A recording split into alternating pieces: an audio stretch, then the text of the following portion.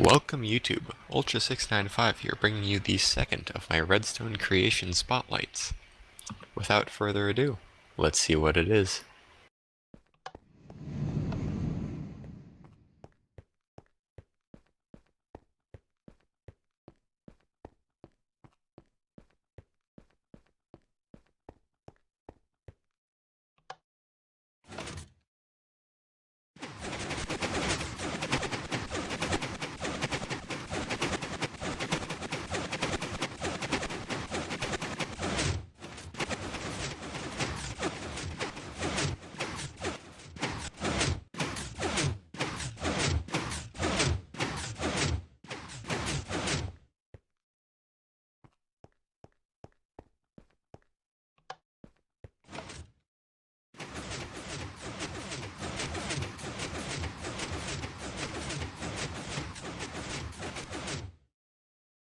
And it's done.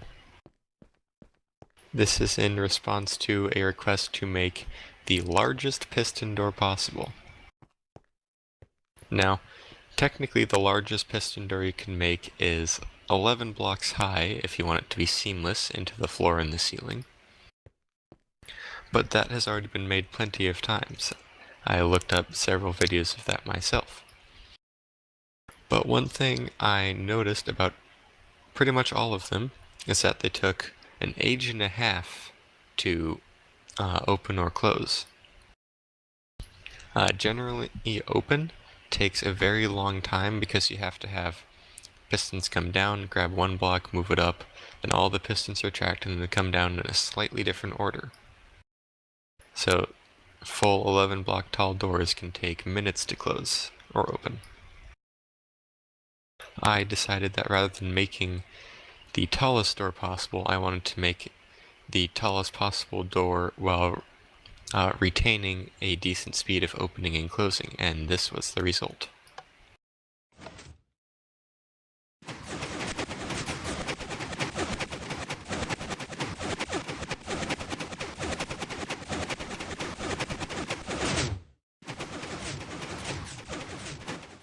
It is very noisy, but as you can see, it can open and close in about,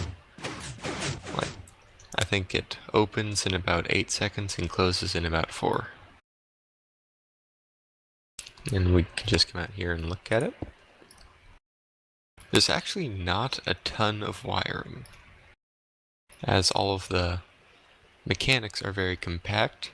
All of the wiring challenges came just in timing them. So, we'll start with the simplest part, and that is the mechanism that pushes the sand up. So, when the gate is closed, actually I'm gonna, 1 second. So these are the inputs to the inside. Oh, that was supposed to be whatever. So these inputs are hooked up to a T flip-flop. So each time you press a button, it will shift this current to either on or off. Each time it shifts, it will either open the gate or close the gate. Now I have no system to protect the gate while it's opening or closing, so I have to be very careful to make sure it is all the way open or all the way closed before I press the button again, or else it will most likely break everything. So I'm going to go ahead and close the gate now.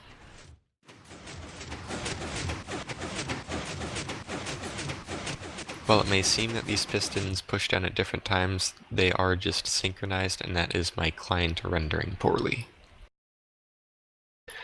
So, down here we have a little piston contraption.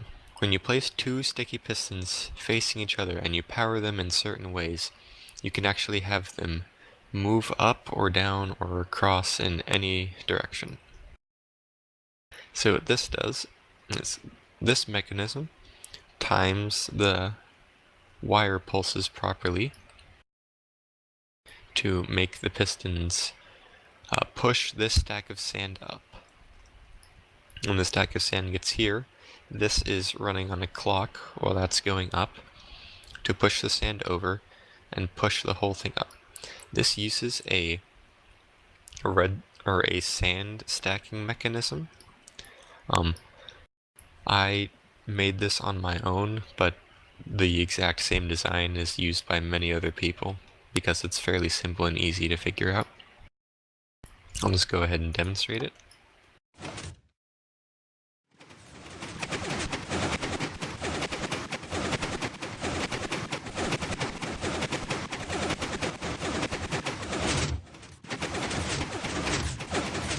So as you can see, this piston pushes this line over to allow the sand to be pushed up. Then while this piston is still extended, this piston powers and pushes a solid block beneath the sand stack, so when this piston retracts, the sand doesn't fall back down. And I'm actually going to do it again so you can get a look at that. So it goes pretty quickly, but you can see the pistons are pushing themselves up. The top one retracts to pull the bottom one to it, and the bottom one uses a true one-tick pulse to push the top piston up and leave it there. A true one-tick pulse, there's a few ways to make them. My personal favorite is to take a piston, put it there,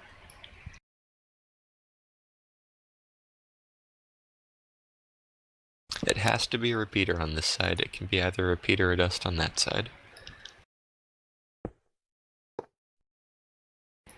And then when you power that input, it sends a true one-tick pulse through that repeater. Now I say true one-tick pulse because a one-tick redstone repeater is actually 2 game ticks.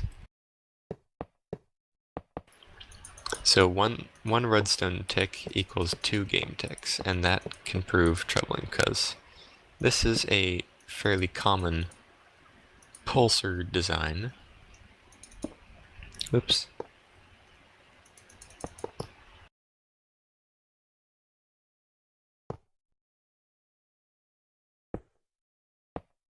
So even if you apply this block with a substantial current, it'll only output a short signal. But this signal, even though it's the shortest you can make it with repeaters, the piston still functions properly.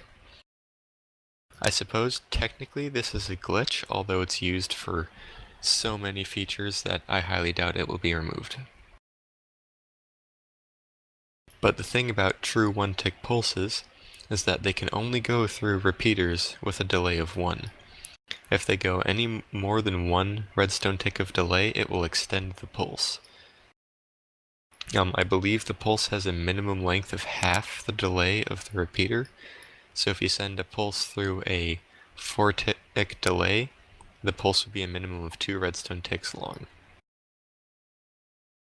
So that piston crawler pushes the sand up and gets pushed through the sand stacker, which pushes the gate up here. And I can just knock out this. Now this is very tricky. This piston actually comes down, pulls up the piece of the gate, so it's not directly on the roof, which is necessary so that these pistons can be here. These pistons then push the block across, and those push it up. And up here we see another piston crawler.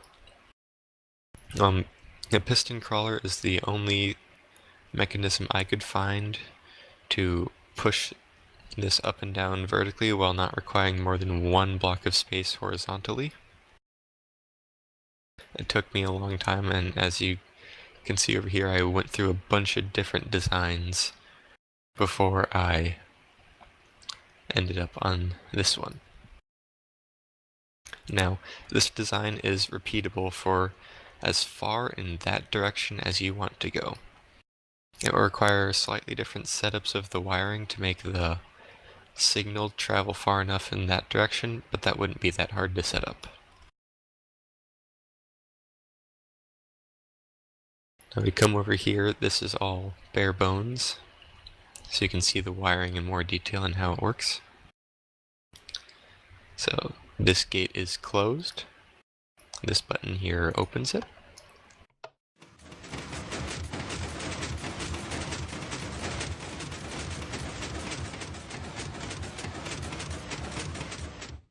Now, this crawler doesn't need to auto-retract because the opening of the gate will push it up on its own. The one on the bottom does because there's no force pushing down on it. That's why there are two loops, one going up and one going down. So one pushes the crawler up and the other pushes it down. Oh, I'm sure there's a better way to do this, but this is a very simple way of taking one pulse coming in from this direction and making several pulses come out from that direction, and you just do a bunch of repeater loops. I'm almost certain there's a better way to do this with hoppers and comparators and stuff, but this works, so I figured why not. Now, some of the other ideas I had were to, for getting the sand into the sand stacker. This is a slightly different one because of that piston. To push it sideways, it needs a double extender. It works, I believe. It's not wired up, but this stacker does work, just not as well. Now what I was trying to do is set it up so a bunch of sticky pistons pointed that way would push sand along into the stacker. But the issue came when I tried to wire those up to power themselves. You can see here I made it so an entire chunk of these are all powered by this one gold block. So, oh. Well, but yeah, so you see how even if I were to go over here, they're all powered. I'll take these out so only one row is powered.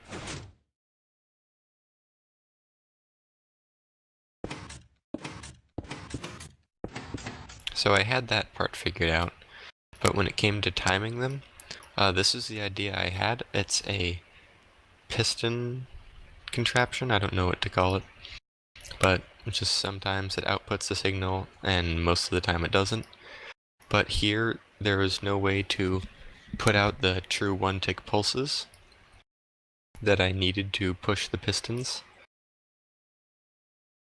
And also, I would need the same sort of contraption on top, but since there's no space underneath it for all that, I wouldn't have been able to set it up, because it's much harder, if not impossible, to create that sort of mechanism on top of the pistons rather than below, because of how redstone torches work.